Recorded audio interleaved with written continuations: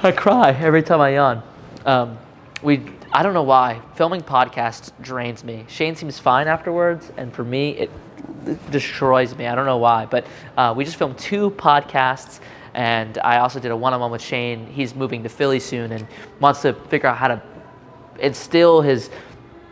It kind of takes some of the things that I do in my business and put them in his so he can be successful right when he gets up there. So we did a little one-on-one, and he literally right after we did it was like 30, 40 minutes. We looked at the footage, and the camera said that there was no more memory, and he got worried the whole thing was gone.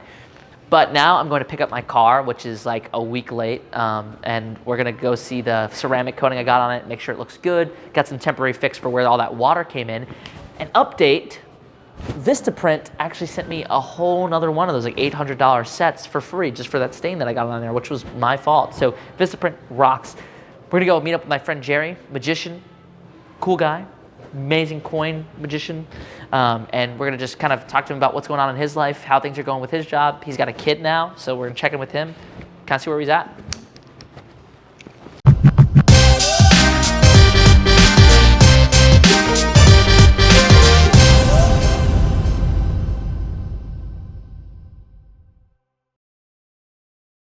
So Jerry and I have super similar interests. Like, he was super into MMOs online, which I'm super into MMOs online. We both play guitar. We're both into Magic. There's a big lineup between our nerdy interests. Although I'm not interested in the occult.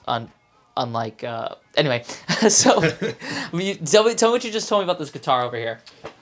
This guitar, I ended up naming it Samantha because my parents, when they didn't know if there was going to be a boy or a girl, they said if I was a girl, my name would have been Samantha.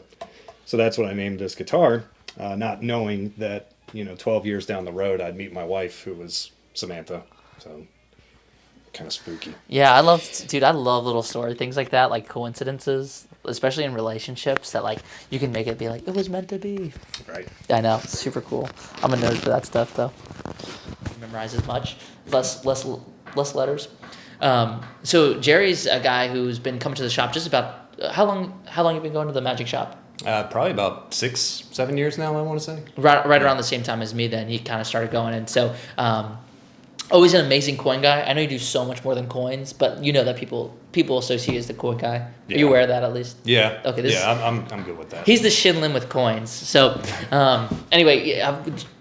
We came out here just to show you guys some of the behind the scenes of what a magician's life is like, other than just being on the road and doing shows. I mean, we network with each other. We work to learn tricks. And Jerry's somebody that, Shane's always mentioning that I help out a lot and just kind of giving him tips and pass things along. But honestly, he's pretty self-sufficient. He's crushed it. Made 50 phone calls today, which he has a day job, and he's making it work. So a lot of the guys that we talk to, like, have day jobs and then do magic. How did you get 50 phone calls in today? You didn't work today. Well, I worked a half day today. Okay. Why is that?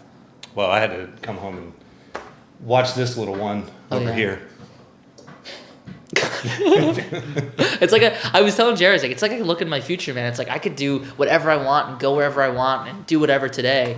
And I just forget that some of my magician counterparts, they've got kids. So it's like I'm always expecting to just pick up a gig for me and run with it, or like, hey, I need you to cover this, and like I don't.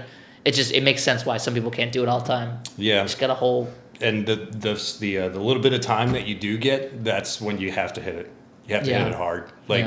Having a day job, on my 15-minute break, I'll have a list of 5 phone calls that I need to make on that 15 minutes. Yeah. Then I go, my break is actually still working, but it's just working towards magic. Yeah, that makes sense. So I kind of need that motivation.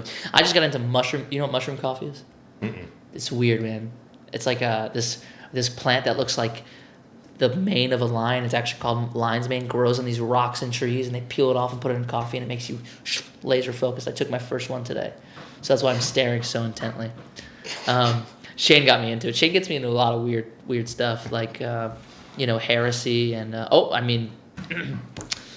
This coming from the guy that takes me to a pupuseria in the middle of nowhere at 11 o'clock at night. I hope that the audio didn't pick up on that. I know though he's gonna put the subtitles in. That's the bad part of him being able to edit this. But anyway, so I wanted to talk to Jerry a little bit about sort of like what his journey in magic is, some things he's interested in, and then I wanted him to show you a freaking sick coin trick that he blew my mind with at a magic party. That's right, magicians have parties. But anyway, do you want to share like how you got into magic, like your story, whatever you want to talk about, man? I'm totally down to hear. I just want to get another side of it. Yeah, definitely. I mean, I was into it as a little child, you know.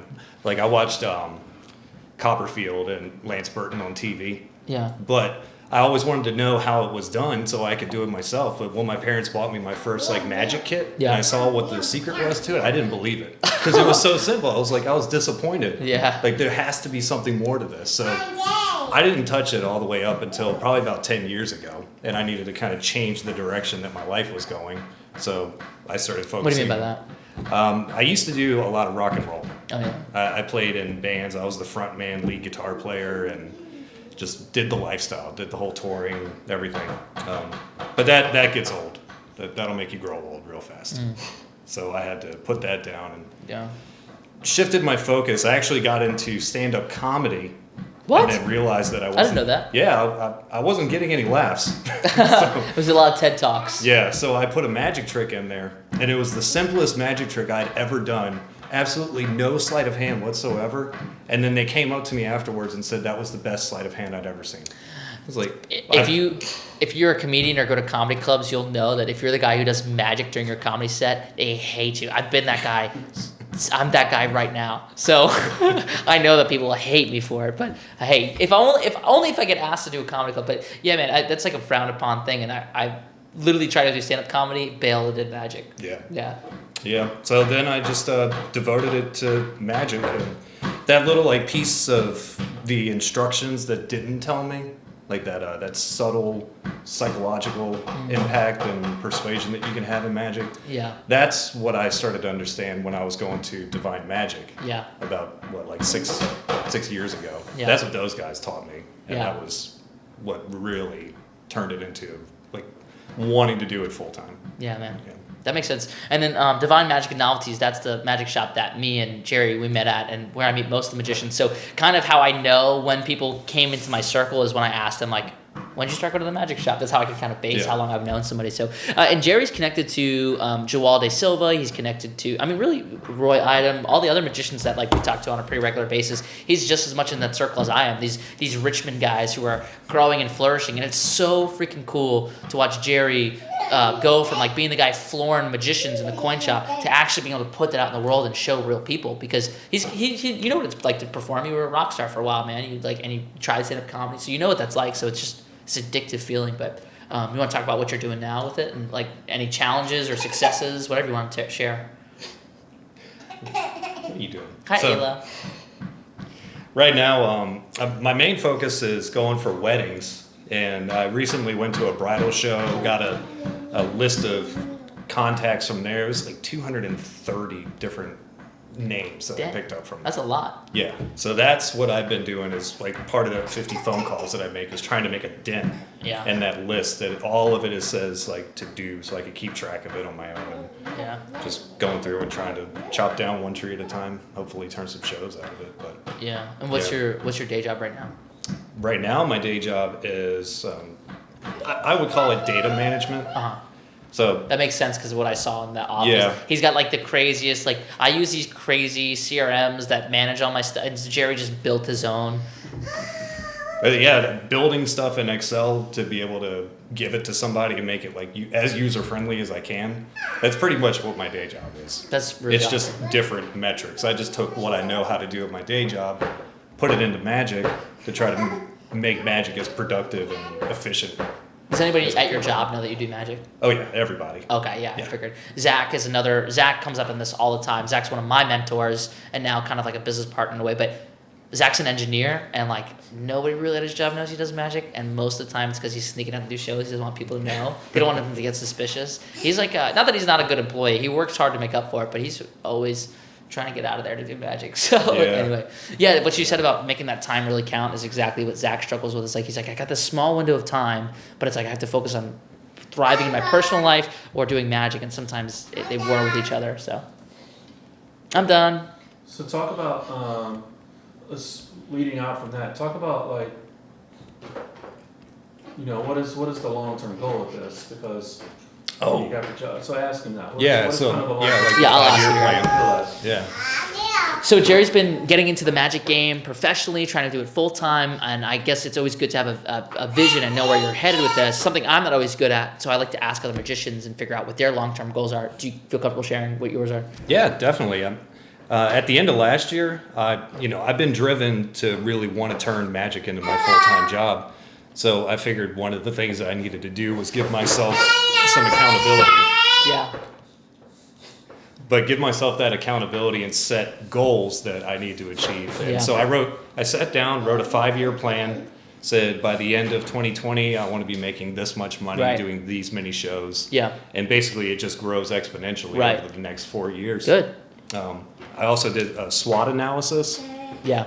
the strengths, weaknesses, Right. opportunities, threats, and went through the whole thing and made a list of bullet points. And then, Dude, nice, man. like, this took me I've probably never done a about, SWOT analysis. I probably should sit down and do one. it's difficult. It was tough. It Yeah. took me probably about a month to get one fully done. But by the time it was done and I had it, to be able to go back and hold it in my hands and look at it, it was really like motivational Yeah. to get me actually doing more work and start working on my 15-minute breaks and during Yeah. my lunch breaks. And not to say, so I guess the theme of today, like even the 2 podcasts we filmed were about this. Me and Shane had a meeting about this, and then we came to see Jerry.